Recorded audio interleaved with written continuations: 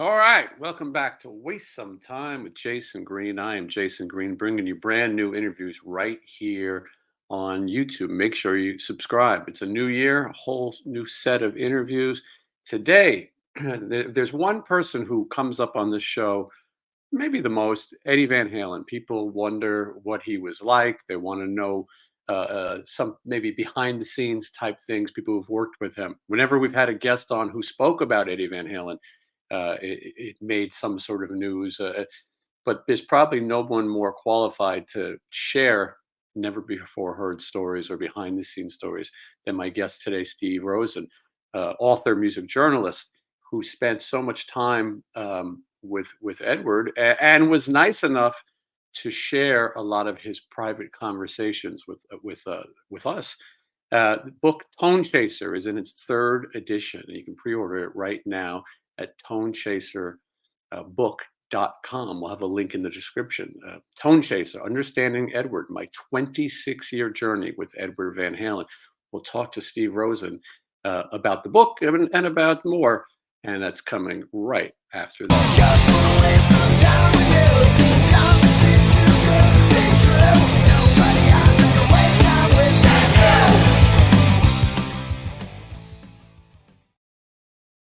Right, here he is, Steve Rosen. Hey, Jason, how are you? Nice. Good, Steve. Thank you. I'm glad you could join me. And I want to point out that this is a Metal Sludge Presents interview. I should have mentioned that right off the top. Stevie Rochelle at Metal Sludge was nice enough to put us Oh, in contact. Yeah. So that's right. That's right. That's right. Of course. Yeah, he's been yeah, great. yeah. And so here we are.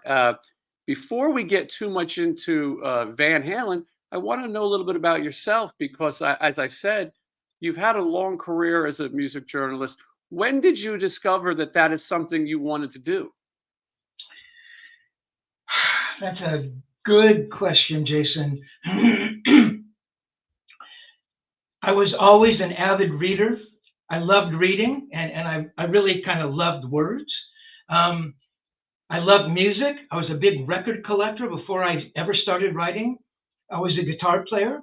And at some point, I thought, well, maybe, excuse me, excuse me, very sorry. I thought at some point I could combine everything. I'm nervous, Jason. Uh, so in high school, I actually had a column when I was a senior. And rather than write about the drama club or the football team, I asked the journalism teacher, "Listen, can I write about music?" And she said, "Sure, go do that." So I started going out to clubs. This is '71, and a lot of these clubs just opened their doors to me. I mean, the Whiskey, the Starwood. There's a club out in Pasadena, which probably wasn't far from where Edward was living at the time, called the Ice House. An amazing club down south of LA where I live, called the Golden Bear. So I was seeing all these bands and writing these reviews, and I really loved doing that. Like the next day after the paper came out, I'd be walking around campus. This is in Culver City, and people who would never talked to me before, or a girl would come up to me and say, "Hey, I read your review. That was so cool." And I thought, okay, I don't care if I ever make any money at this. There's something here. So after high school, I went to UCLA, took some English courses, and that was a nightmare upon nightmares. I write about that in the book. I hated it. I left after a year. I got nothing out of that. I thought, oh, I'm going to go to UCLA and become a better writer. I mean, that didn't happen. So I went to Europe with a buddy, and we hitchhiked around Europe and the UK. Like the Jack Kerouac on the road thing. And I met some people there, and I actually started doing some interviews. I'd actually brought my cassette player with me, thinking, oh my God, what if I could get some interviews and stuff? The first interview I ever did was with Joe Cocker.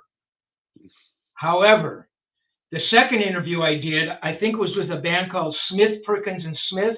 They were kind of they were like a studio band of English musicians, actually very good players.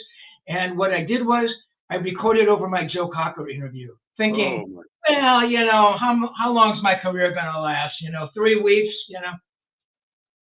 Fast forward a little bit. I met some people who kind of took me under their wing. Um, uh, wrote for a little local underground newspaper called the LA Free Press, which is actually a very hip underground paper. Started writing for Guitar Player, was introduced to the editor of Guitar Player by this wonderful woman, Lydia Woltag. December 73, I wrote my first cover story on Jeff Beck. And from there, you can kind of use a magazine in your byline as a calling card. So, you kind of use that. And, I did some stuff for Cream and Circus Rays and Zoo World and Music World. Was writing for foreign magazines, wrote for a lot of Japanese magazines, European magazines, Germany, Italy, UK magazines. And it just kind of grew, and honestly, I wanted to be a guitar player in a rock and roll band. That's what I wanted to be. I was playing in, little local bands back in high school, and that's what I wanted to do. And I could just never quite connect the dots and make more than $3 a year doing it. I was writing songs, but I could just never put that together. So I saw music journalism as a way to open those doors. I'm sitting in a room with Peter Frampton. It's, oh, Peter, I wrote a song. Listen to my song. It wasn't quite that blatant, but I'm there at the record company. I'm talking to A&R people, but I could just never quite put that together. But so the pursuit of music journalism became a full-time gig, and it was amazing. I met extraordinary people, met a lot of my heroes. Came up during a time when music magazines were being born. Guitar Player. I think their first issue was 1969, 1970. And Cream and Circus and all those magazines are just being published. So it was a pretty amazing time to be a freelance rock journalist for sure. Yeah, I can imagine. You think about the people that you've interviewed. You think about people that you've come across in your travels, and it's a pretty amazing list. I'm not sure that there'll ever be a time like that. You talk about guitar playing, Mm. 70s into the 80s. Pretty much every influential guitar player is going to be born, into our eyes at least. So one of those is Eddie Van Halen. Tell me about your first meeting with him. My first meeting, and this was very important to me because with the book, because I just felt it was critical that I had to nail the day that I met him, and I had no clue when it was. I kind of knew. I kind of roughly knew. I knew it was before the first record came out. First record comes out in February '78. So I knew it was either early '78 or sometime in '77. I'm at the Whiskey, a go-go, very famous club in Hollywood, to see Cheap Trick record a live record. I thought, yeah, Cheap Trick recording a live record at the Whiskey, this is great. The Whiskey held like 300 people, This is before they blew up. The following year, they would record live at Budokan, the big live record. But this is like a little promo record for the record company, that they recorded over the course of 2 days. So I was there with my brother, Mick, and we're downstairs waiting for Cheap Trick to come on, and Michelle Meyer. Michelle was the club's booker. Michelle also booked some other clubs around town, including Madame Wong's East and West. Madame Wong's East was a very influential punk club at the time. It was in downtown LA, in a very seedy part of town. You would not, you wouldn't walk around in the daytime, much less the nighttime, but those are the kinds of, environments those punk bands, kind of relish playing in, graffiti and all of that stuff. And she had booked my band into both the Madame Wong's East and West without ever hearing the band. And for that, I was forever grateful to her, and I loved her and respected her. So she taps him on the shoulder and says, listen, there's somebody upstairs you need to meet. And if Michelle had somebody I wanted to meet, it had to be somebody important. She knew I was writing for all the guitar mags, and I was always on the lookout for new guitar players and that type of thing. So we walk up the stairs to the whiskey dressing room, which is like a garbage can stuffed inside an ashtray. I mean, it reeks of cigarettes, and there's beer cups on the floor, and it's funky, and you don't want to touch anything. But that's the whiskey. There's actually a ton of graffiti scrawl on the walls. There's probably some pretty famous graffiti up there. So I walk up and I see this guy standing in the corner, and he's smoking a cigarette. And I've tried to remember if I recognized that this was Edward Van Halen. So you have to understand, this is 77. It's either June or July. There's no magazine articles on him. There's no interviews that have ever been done on him. The only places you probably could have seen pictures is, they had flyers all over the place. If anybody had maybe taken pictures of some of the shows and posted those somewhere, I had never seen those. I'm pretty positive I recognized this guy as Edward Van Halen, but I had never heard Van Halen play. Though I was at the Whiskey and the Starwood, man, at least 2 or 3 times a week. Somehow I had missed seeing the band ever perform. So Michelle walks me over and says, "Edward, Steve Rosen." We shake hands, and then she says, "Steve, Edward Van Halen, Godhead." And Michelle's use of the word Godhead means this is a superior human being that is greater than any other guitar player you're ever going to hear. She only reserved the description Godhead for the truly remarkable. So we start talking, and I don't think he was expecting. It's not like Michelle had gone up there previously, or maybe she had seen me downstairs and ran upstairs and said, "Hey, Edward, you're going to meet this guy, Steve Rosen." That wasn't the case. He was up there by himself smoking a cigarette. The dressing room was empty. So, so we start talking, and it's just one of those amazing conversations, man, that you have with those certain people that you have so many connections with. I hate to be cerebral or spiritual, but I mean, just musically. I mean, he was a Monster Clapton guy.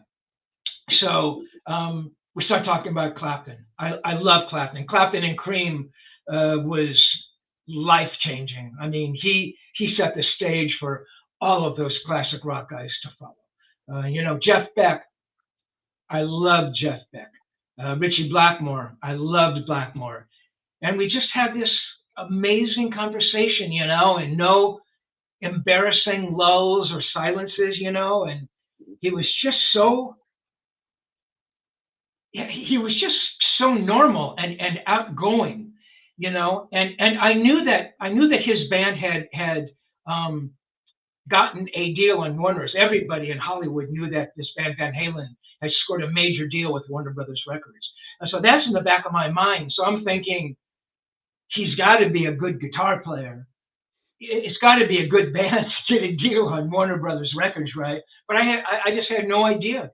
And I remember talking to him about it. I go, "Man, I got the deal on Warner's, and it's like, honestly, and I remember this clearly. He was almost sheepish about talking about it. He goes, "Yeah, man, I think we made a good record, and I hope it does well." I'll tell you, man, if I had scored a deal on Warner Brothers Record, I'd be saying, "Fuck yeah, man, we've got a huge deal on Warner's, and what a great band we are." He was not like that, and he was never like that. His ego was always really in check all the time that I was around him. So, so we talked, I know, for 45 minutes, an hour, and then he runs out of the room, and he comes back and he's got a pencil and he picks up a scrap of paper off the floor, off the carpeting, and writes down something. He hands it to me. He goes, "Yeah, man, it's my number. Call me sometime. We should talk again." I'll go, "Sure, yeah, okay, man, that's great." And that was the first meeting, and one, I just thought it was amazing that he gave me his phone number. I mean, whether he had scored this big deal or not, I mean, it's rare that you meet somebody on any level and they kind of give you a phone number after a first meeting, and I just thought that was amazing. Um, so yeah, that was the first meeting with Edward Van Halen, and I do have the exact date in the book. I did a lot of research, Jason, chasing this down. So I thought, okay, let me reverse engineer this. Let me go onto the whiskey websites, and they have, every band that's ever played and the date they played. So I'm looking and I'm figuring it's sometime in '77. So I start looking beginning of '77, and most of the shows are punk bands, and I was not a punk band fan, so I would not have gone to any of those shows. So I see, the Germs and Black Flag and blah blah blah. I'm not there. I'm not there. And then I get to December, and there's no Cheap Trick. There's no Cheap Trick date, and I go, what the fuck? How could they have missed that? It wasn't until later I actually had to go back and insert this. I write the intro, and I leave the date out. In one of the interviews we had done, and this is probably several years into the friendship, we're talking, and I said to Edward, I go, Ed, do you remember when when we first met at the Cheap Trick show at the Whiskey? I'm sorry, I'm getting out of order. At that point, I remembered it was Cheap Trick at the Whiskey. I did go back, I'm sorry, and did see Cheap Trick in this Whiskey listing, June 22nd and 23rd, 1977. But yeah, it took a lot for me to find that, that first track, as it were. So Yeah, yeah. and even though he had a reputation, you're meeting somebody who's not he's not the Edward Van Halen that the world is going to know. So your first to remember your details of meeting somebody is a tricky thing, and you did a great job of tracking it down because this would lead to a long friendship, and then the world would begin to see just what Eddie Van Halen was. At that point, you hear all the guitar players. You've heard Randy Rhoads, George Lynch, Eddie Van Halen, the three guys sort of working the town, and obviously Eddie would break out. They'd all break out in their own way, but Eddie becomes this godlike guitar hero, and it begins a long 26-year friendship for you with him. And basically, the core of the book is the interviews that you did. But Eddie would, as you got to know each other, he would call you, and you would have these late night conversations that he would authorize you to record. He said, record anything you want. You were nice enough to share these with the audience on YouTube. You can go on there and you can listen to some of your interviews with Eddie, these really private kind of, it's just you and him. It's not formal. And I think you get a better idea of Eddie Van Halen. I think he's always been sort of mythical. I don't think people knew that what what he was like, and talking to different people. But here, you get to hear it right out of his mouth. You get to hear how he feels and what he thinks. And I listened last night to him talking about right after Dave left 1984 and how upset he was with it. And he was talking about Billy Sheehan and Steve Vai. He was talking about Dave's band. These are conversations that nobody probably knew ever happened. And so that really makes for the Van Halen fan really something to great to read and to listen to. Did you call him after that whiskey? Is that the next time you talk to him? That's a good question. Actually, Warner Brothers set up phone interviews. And so I believe that I spoke to him, it was either late December or early January, again, before the first record comes out. And we did a phoner. Ed was a strange cat. He could remember the first guitar lick he played when he was 13 years old, but he couldn't remember meeting me 6 months earlier at the Whiskey. I don't think he remembered who I was. I could be wrong, but that would happen time and time again. We would go somewhere, and I write about this in the book, and I don't want to give the book away in case you haven't read it, but I introduced Edward at various times to Ritchie Blackmore, Billy Gibbons, and Les Paul, and he never remembered me introducing him to any of those guys. not that he had to remember, but literally the next day, if I brought it up, he didn't even remember that I was there, much less introducing him. So anyway, the first time I actually interviewed him was a phoner, and I think it was in December '77. They were on the road. That's when they were still on the opening for the Montrose and Journey tour. And it was an amazing conversation. I mean, he was just amazing. So you have to remember again, man, this is late '77, early '78. He hadn't done many interviews at all. So to ask him about some of this stuff, sure, now we know, eruption and tapping and what he did with his strings and how he set up his vibrato bar and, how he made his own guitars. But back then, man, this was all virgin territory. And so he's talking about this stuff for the first time. But what was really remarkable when I listened back to those interviews, and when I listened back to those interviews as I'm writing the book, how totally aware he was of what he was doing, of why he was doing it. Look, he will tell you it was all DIY, man. It was, the seat of his pants, and he tried things, and yeah, man, he ruined a lot of guitars and cut off the ends of guitars, and melted a lot of guitar pickups along the way, man.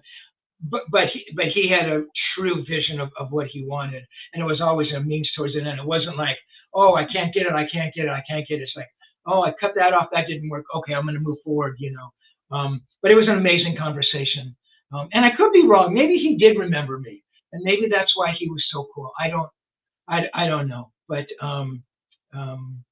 it was amazing, talking to this guy. And again, I hadn't heard him.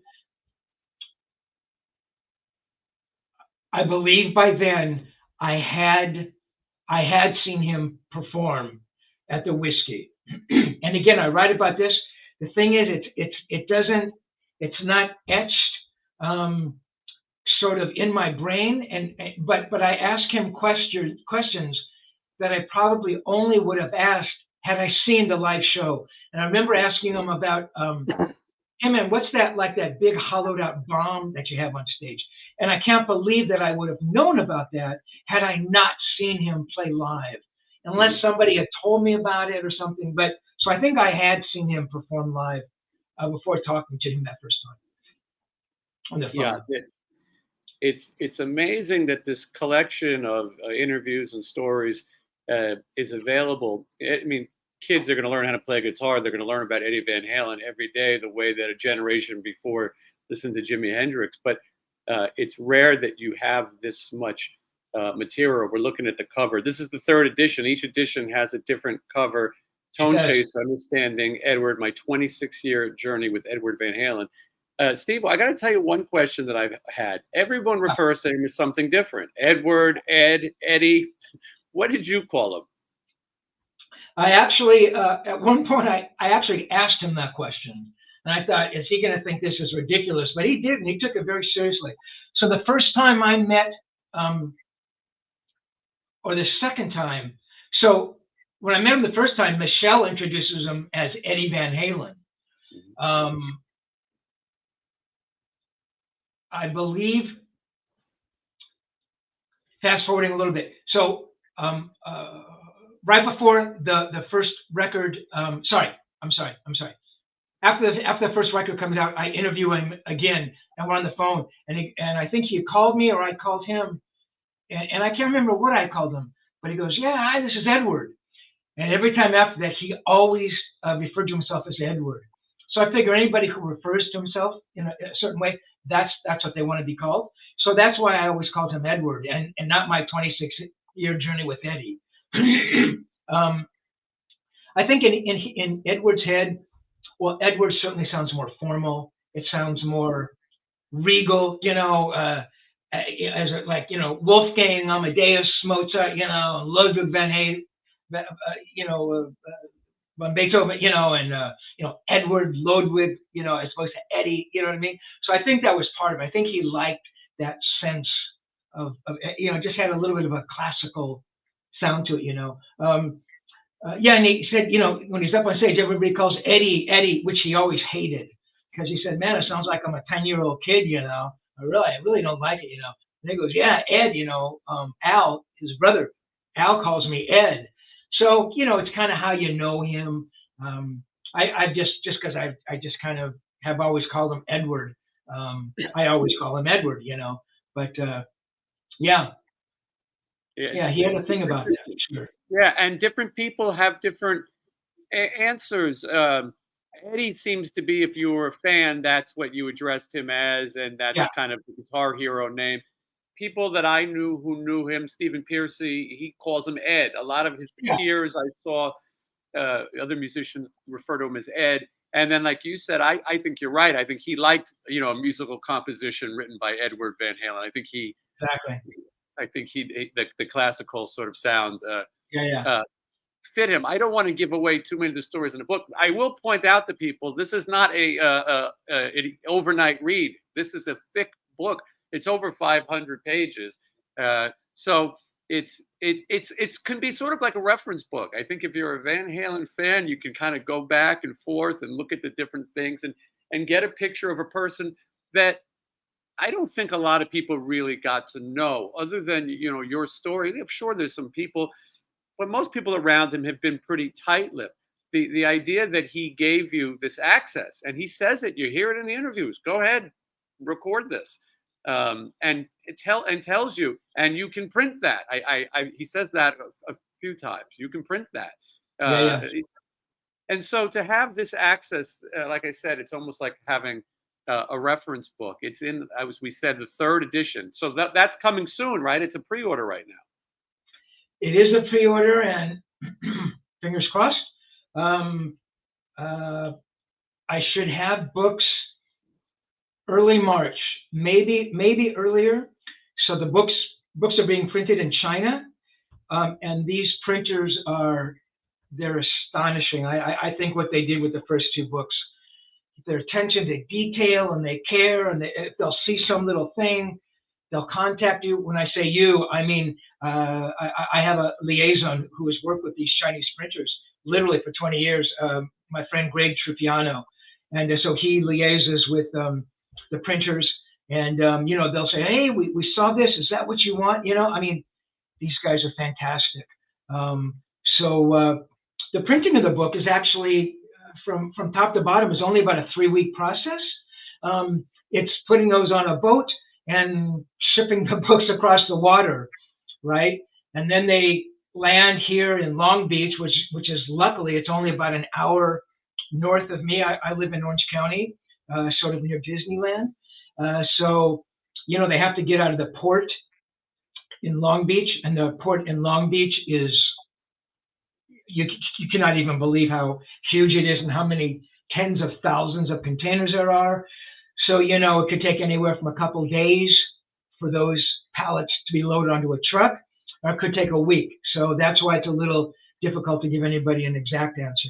But yeah, I'd say beginning of March, first 2 weeks of March is pretty safe. And as you mentioned, Jason,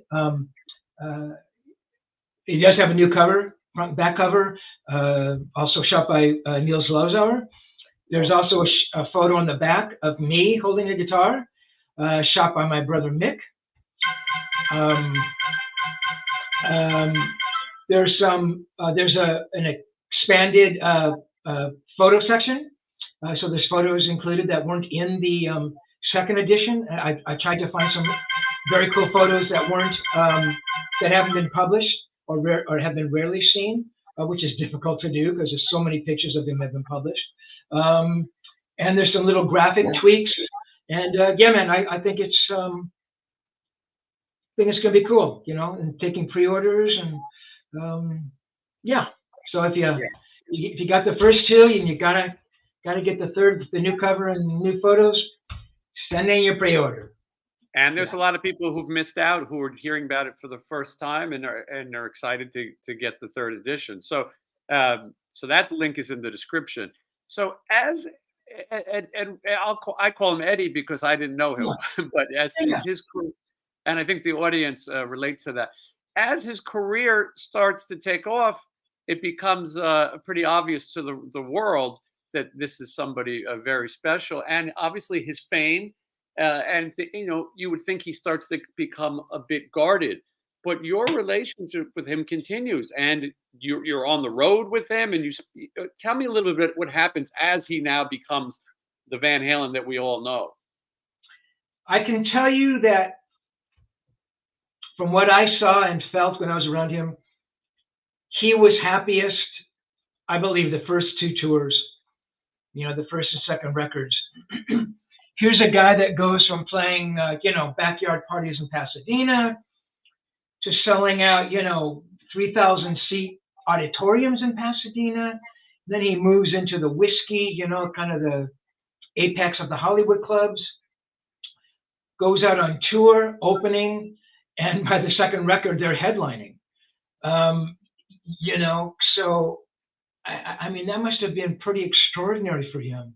All new, and the celebrity and the acknowledgement. I think he relished all of that. Every time I was around him, man, and more times than not, he was actually always up. I must admit, it's not like he was, down, but the pressures of success do lay heavy on the head that wears the crown, But those first two tours, he was amazing. Yes, as the tours go on, he becomes bigger and bigger, and you would think that he'd be more guarded. I think it was the opposite, really. I think that he, I think he opened up even more. And you touched on something earlier, Jason. I met Edward, like 8 months before that first record came out, and he was a local celebrity. He was a regional celebrity, sort of. This guitar player, Edward Van Halen, but he was nothing like he'd be after that first record came out. And so I guess when I met him, yeah, it was just like, yeah, some guy in a band that had done well, And I think that somewhere in his head that stuck with him. That, yeah, this guy Steve Rosen, he met me when I was not really successful. I don't know, man. I'm putting thoughts into maybe what he was thinking, but I really See believe that? that had a lot to do with it. Man, I think there was a respect there and a trust that was created before this first record came out. And he, I think he felt safe around me, like, oh, now I'm a big star and he wants to hang out. So yes, man. So the tours go on. He becomes bigger and more successful. The tours get bigger. I think the relationship gets closer, and we had what I call the twilight tape conversations, when it would be like 3 in the morning or 1 in the morning, and the phone would ring, and I knew it was him. I mean, who else is going to call you at 1 in the morning or 3 in the morning? Unless it's some horrible emergency or some kind of thing. And he just wanted to talk. And those were the conversations really that, to me, were just so remarkable. And yes, I had done a lot of interviews with Edward for Guitar Mags. I wrote 3 kind of big cover stories for Guitar World and a bunch of other major features. And I was doing stories on him for Japan and Germany and the UK. And I mean, I was doing a lot of interviews with him. But these twilight tape conversations were just more personal. They may or may not have been about music, but they might have been, what he was thinking about, the relationship with his family, maybe some politics that were going on within the band. And those were amazing to me. I mean, those conversations. And then as time goes on a little more, again, without trying to give the book away, I can sense Edward changing probably by the early 90s. And I've spent hundreds of pages trying to completely understand why and what was happening. And, the band was changing. Singers had come and gone. Maybe the relationship with the label wasn't as great. Maybe the marriage was going through things. Certainly that would happen later. I didn't know. Look, Edward drank, Edward did drugs. I drank and I did drugs with Edward. I mean, I put it all out there. you know, and Edward always seemed to have a handle on it, but I think maybe that, and again, I'm surmising here, but that maybe with these other pressures, with success, you know, he changed. And by 2003, he had really changed, and you know, our relationship very sadly ended then. But yeah, you know, those I was lucky to have that he allowed me to record all that stuff, because I never ever would have put it out there had he not given me permission. You know, and not many people have said it. You know, but a couple people say, "Well, you know, why would you print that stuff? You know, that's personal." And I go, "Well, you have to understand a couple of things. One, he said those things to me, you know, literally over 40 years ago. Some of that stuff, and a lot of that stuff he said, don't print because in that moment, me printing comments that he made about working with Dave or Michael Anthony or you know, so would have been it could have been terrible. I mean, it could have, you know, brought everything down. And of course, I would have written anything like, you know, had published anything like that. So you have to understand that this happened a long time ago. And secondly, as you pointed out, Jason, without those moments, without those interviews, I believe that the book becomes another. Here's the greatest guitar player on the planet, and I did some guitar centric interviews with him, and you don't find out about this other side of him. You know that the parts of him were vulnerable, and he was a fragile guy, and Yeah. you know he did have concerns with a band that was the biggest fucking band in the world, and being the most gifted guitar player in the world. Yeah, man, I still got things I got to think about. So to me, that that was the extraordinary stuff. That's like, you know, one of those, you know, couple lines from that. I don't know, revealed more about him than all the Sure. interviews, guitar interviews I did. I don't know. Those were my feelings. And yes, that's why I had to put that in. And yes, I thought a lot about not putting that stuff in. And then I thought, then it's a total lie. Why write the book? I'm lying to myself. I'm lying to Edward, who passed away 6 weeks after I started writing the book, which became another thing to think about. And it's a lie to the fans. So that's my rationale. Yeah, and I think you made the right decision. I mean, as you said, a lot of these things that he said don't record were dated. Some of the things were things that maybe they talked about another band who was famous, and you don't want to sort of sling mud publicly. I know that happened a little bit. Uh, but so, has anyone in his family reached out to you? Do you know if they've seen the book, Valerie or his son? That's an excellent question that I think about a lot. No, no one has ever reached out. I've never met Wolf. There's a few pages on Wolf that I think are remarkable. I mean, it's really amazing. I think the few paragraphs when Edward's talking about Wolf, who's 11 at the time, and I believe that it's probably the first time Edward ever talked about his son to, you know, to any kind of a journalist writer. You know, obviously he's talked to his family and stuff, but I think it was the first time he ever talked about Wolf. So that's a pretty remarkable little passage. But no, I've never met Wolf. Valerie, who I got along with famously, and I write about her, and she was fantastic, and she embraced me, and you know, I think she felt, well, I know she felt comfortable with me being around her husband, and she was protective of him, and rightly so. And I got along great with her. I have not heard from her. There's an encounter in the book that happens later, and I don't want to give that away, but that was a little heartbreaking for me. Um, Al, I have not heard from. Al, I also got along with really well, and I think he felt the same way. Al, the big brother, he always had Edward's back. I mean, you always sensed that, you know. And I mean, they loved each other. I mean, you know, absolutely 100%. And we got along great. And again, I also believe that he felt that I was never going to hurt in any way his little brother, you know. And again, there's a tiny little episode in the book that happens, and this is just me postulating, you know, that maybe Alex is still mad about this little episode. I don't know. I don't know, man. You know, I would love to hear from them.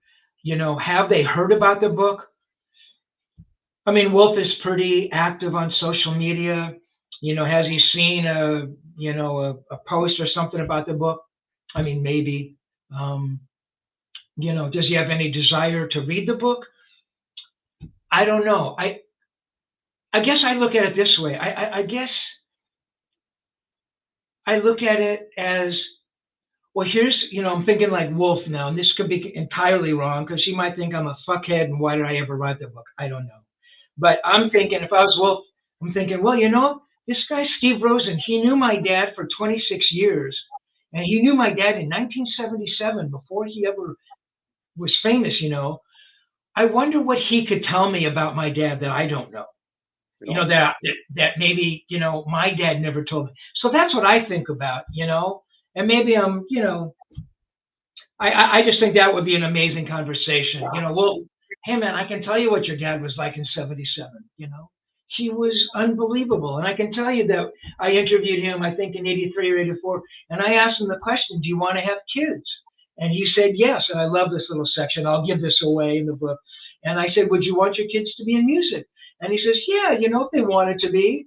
I thought, what an amazing thing to say, as opposed to, "Yeah, you better fucking believe they're going to be in music." And I mean, you know, does Wolf know that? I mean, I don't know. But anyway, man, those are my pipe dreams. But no, I've never heard from them.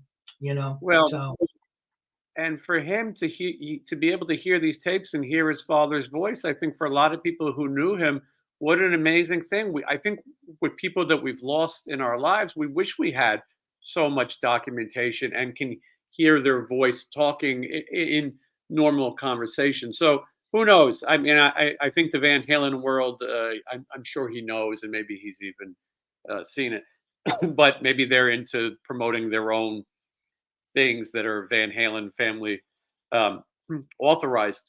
I yeah. had a couple quick questions, and then I'll let you get out of here. But you're a guitar player. Did you ever play guitar in front of Ed? I not only played guitar in front of Ed, I played guitar with Edward. Mhm. And I want to tell you, I blew him away. That's not true. I didn't blow him away. I was better than Edward Van Halen. Um, so Ed, and it happened, I think, 3 or 4 times. So I'd go up to 5150, and he always, and I write about this, and this is the truth, he had two things always on him or hanging off him: a cigarette and a guitar. He could be anywhere. He'd be out in the studio. He'd be in the house.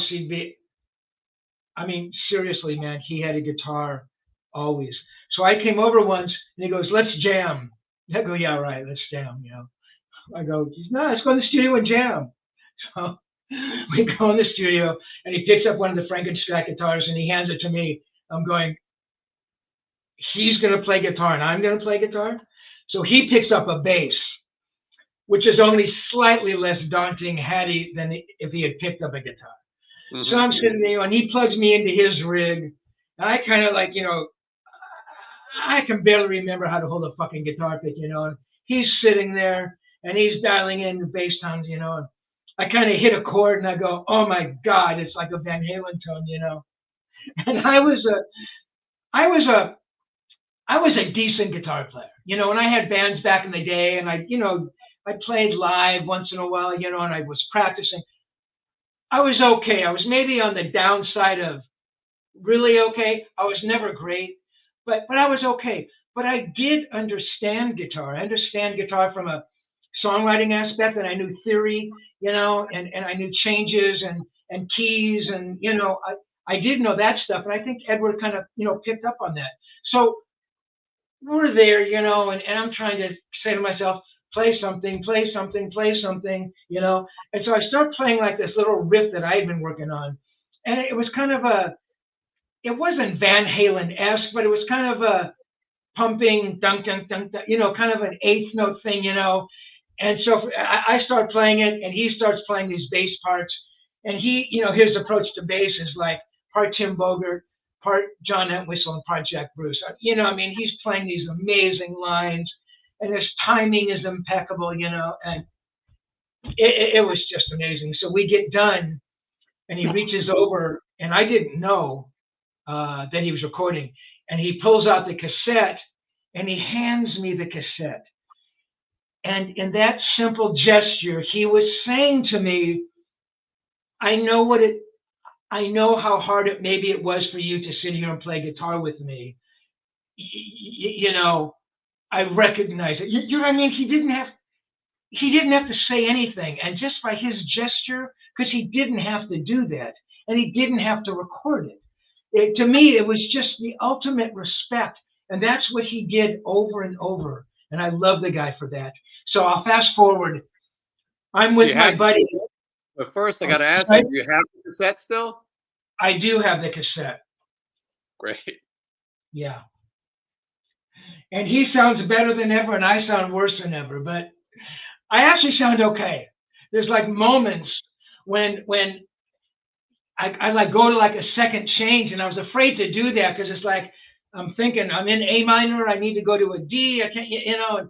But he starts going to someplace, and I kind of go there for like 3 seconds. Like it's like a Van Halen thing because of the way he thinks. Anyway, fast forward, I'm at my house. I lived about 10 minutes away from Edward, literally. He lived in Coldwater Canyon. I lived in Laurel Canyon. There's a very famous street that kind of winds around and connects the canyon called Mulholland Canyon. It's a really famous street. They shot a bunch of movies up there. It's a windy street, you know, cars go screaming down there. So my buddy Ron De La Vega, who's an amazing bass player, also a very talented keyboard player, we're writing songs. We're working on songs. And I'm playing guitar. We've got a little Fostex 4-track, and we're playing, and there's a knock at the door, and I open it, and it's Edward.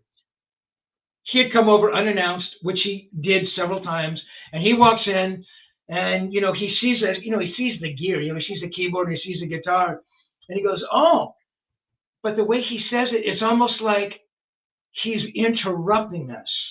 I mean, those are the little things. I mean, can you imagine that? Like he's interrupting us. So then he hears it, you know, now I'm trying to play one of my songs, and he goes, oh, hey, you know, can I play a little bit? I go, yeah, you can play.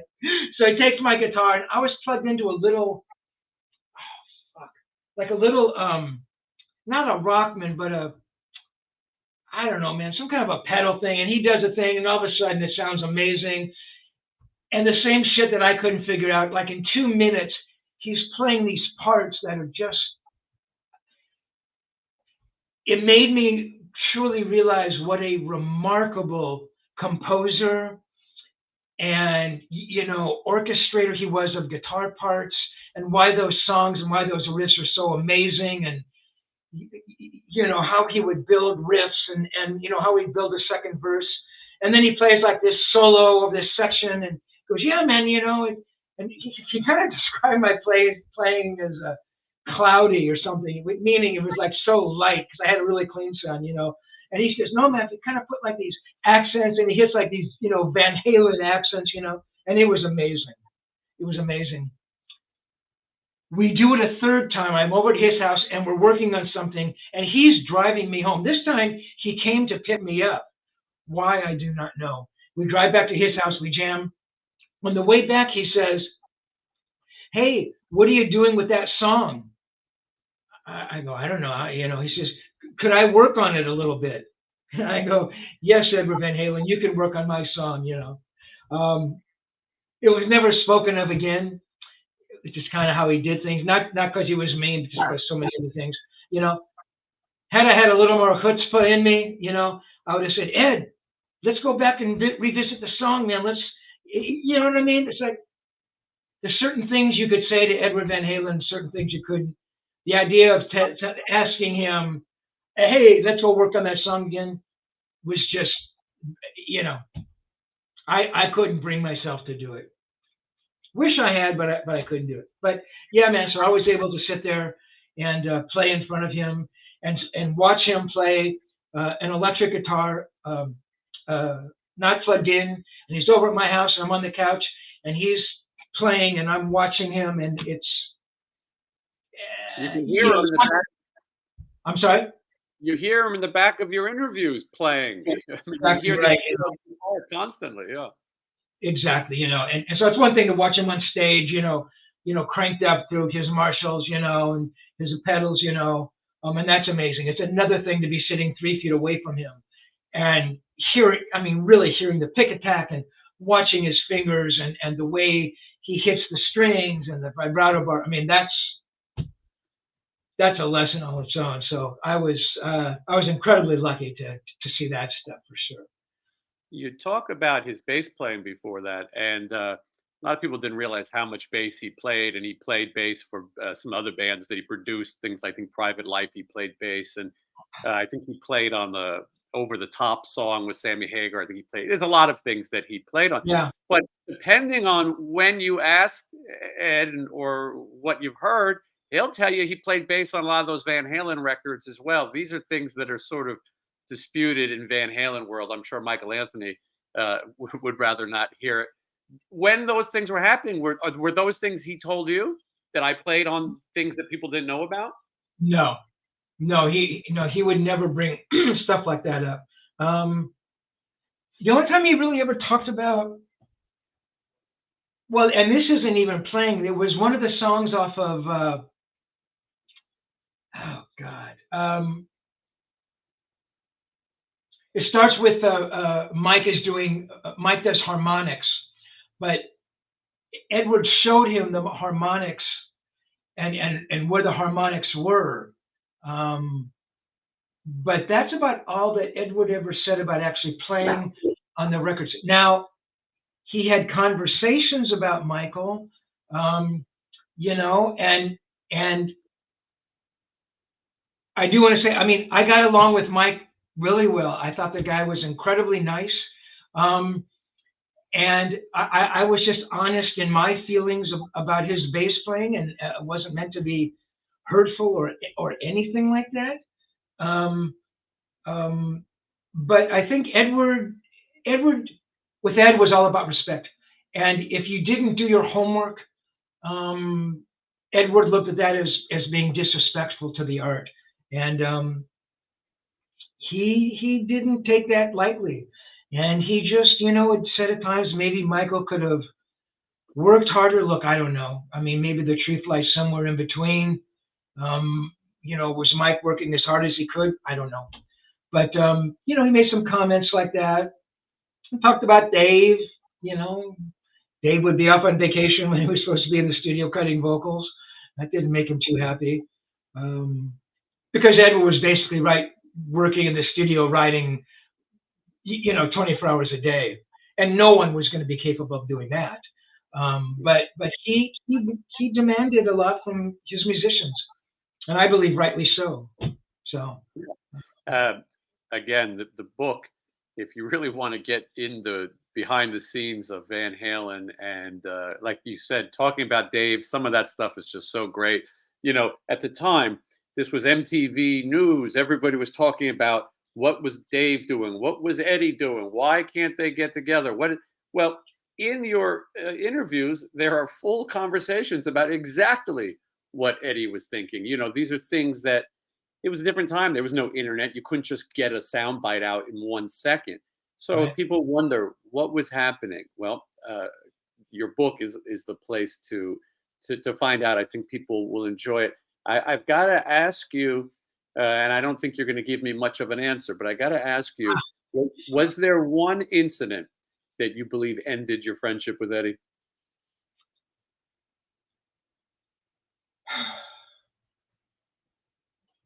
Without trying to give the book away, I will tell you, I don't believe it. I don't believe it was one incident. I talked about Edward changing. I believed it evolved over time, but there was an incident to do with, I worked on a documentary called Van Halen, The Early Years, which has received now like over 2 million views on YouTube.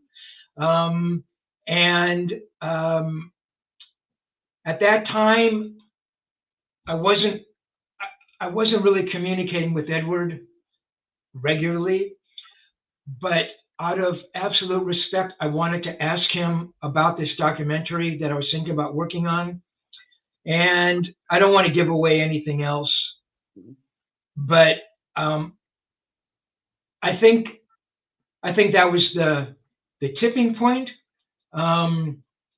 which I still, when you read the book, which I still can't understand, because even if I did the things he said I did, which I didn't, there was no reason for, in my mind, for things to happen the way they did. And I know I'm being a little cryptic here, and it's not that I just want you to go out and buy the book, but it's really, it is the end of the book, and I think if I don't tell you, it'll mean more to you.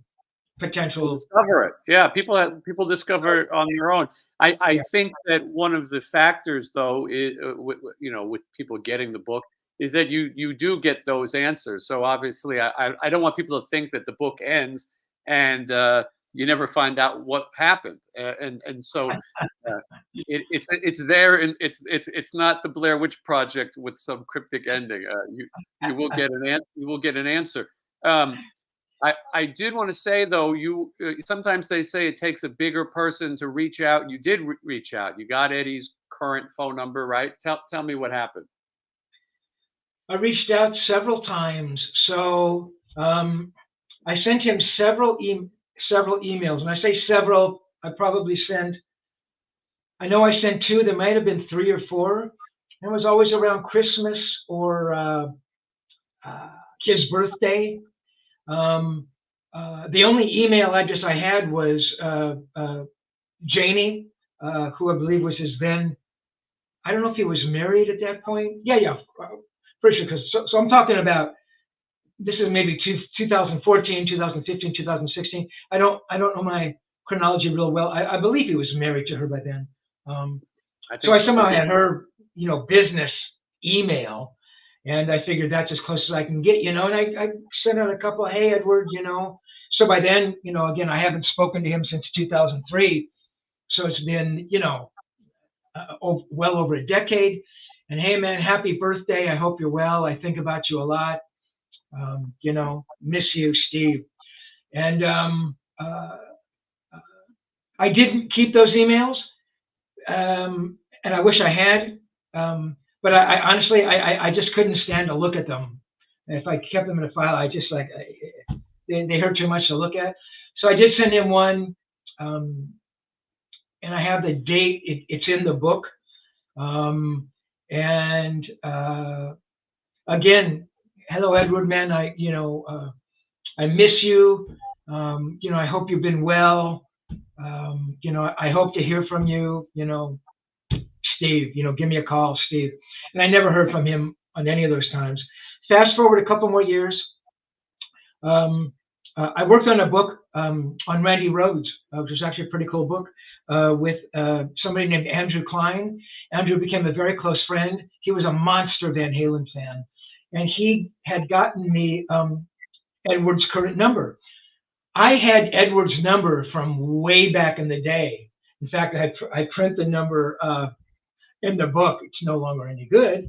And I tried at one point, I found the balls to call him, and sorry, number disconnected, which I figured, because that never, I hadn't used that number probably for 30 years, maybe more.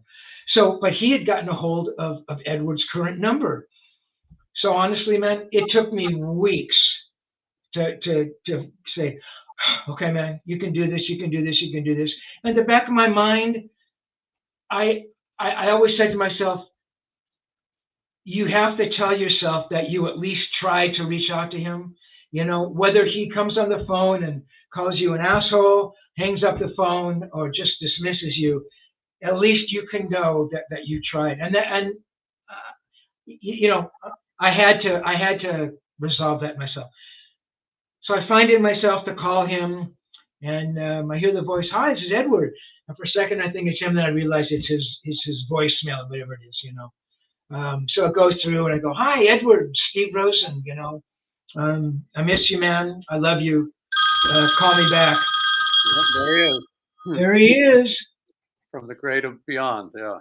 Yeah, exactly. And yeah, so I never heard from him, and that was sad. And you know, look, I didn't write this in the book because it sounds too crystal sniffing, weird, spiritual. You know, but when I did reach out to him, the other part I was thinking about, uh, you know, so by by the time I made this phone call, again, it's 2014, 2015, 2016, 2017. I mean, everybody knew that Edward was pretty sick. You know, he had been diagnosed back in 2003, and you know, he was sick.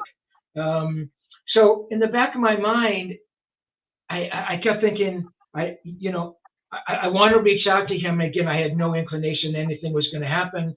I figured he lived to be 105, you know. But I thought if something happens and I haven't reached out, I'll feel terrible. Look, I'm sure a lot of other people felt that way, and you know, close friends or family or whatever. But you know, um, so yeah, so you know, I start writing the book, and 6 weeks later he passes away. And again, I had no idea, of course, that he was going to pass away. But you know, at least it wasn't as hard as if I had never tried to reach out or at least made the effort. And that was an extraordinarily hard thing to do, man, because I'm somebody, man, who can hold a grudge for 100 years. And if you slight me back in the day, man, I am not going to forget it. But you know, I tried. You know, I really tried, and it was heartbreaking when he passed away. And then I had to think, oh my God, what do I do now? Do I keep writing the book, or do I stop writing the book, or are people going to jump on me for, oh yeah, he's gone, and you're writing the book, and you know, I do want to make it known that I did begin the book before he passed away, if that means anything. But yeah, so it was sad, man. You know, How did you find out he passed? I'm sorry, say it again, Jason. I say, how did you find out when he passed? You know, it's funny. I think somebody on one of the Van Halen sites, it might have been my friend Fruitcake Tony. He's got a show called Van Halen.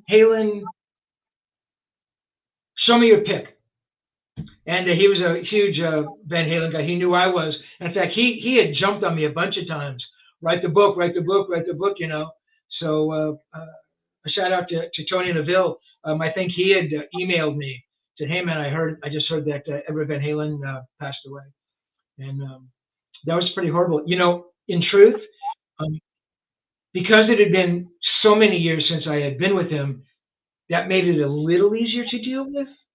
Um, but as I started writing the book and I heard those interviews and I heard his voice, that's when it got pretty hard, you know. And you know, um, what I regret, I mean, what everybody regrets, of course, is the music he would have made. And but what I regret is how many more interviews I wanted to do with him, and how much more there was to all the layers to be peeled back about his family, and you know, when he was a little kid, was he popular, and you know, why did he start smoking so young, and you know, what was it like hanging out with his dad? What was the relationship with his family? And you know, what are your relatives like? And